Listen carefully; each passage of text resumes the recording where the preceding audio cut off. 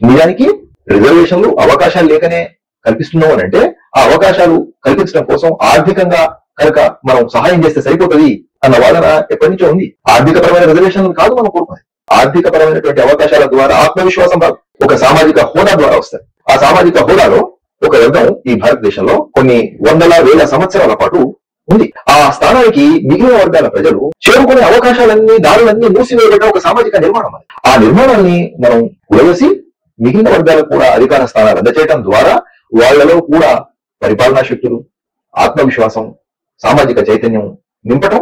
రెండవది, మిగిలిన వర్గాలు ఎవరైతే కింది వర్గాల ప్రజలను మనం అనుకున్నామో, ఇన్నాళ్ళు సామాజిక వివక్షకు ఎవరైతే గురైనో వాళ్ళకు కూడా సామాజిక భాగస్వామ్యం మాకుంది, ఈ సమాజాన్ని నిర్మించడంలో మా యొక్క తోడ్పాటు కూడా ఉన్నది, ఉండాలి, ఉండటం న్యాయం అని వాళ్ళు అవగాహన చేసుకోవడం కోసం రిజర్వేషన్లు ఉద్యోగాల కోసం కాదు, రిజర్వేషన్లు సీట్ల కోసం కాదు.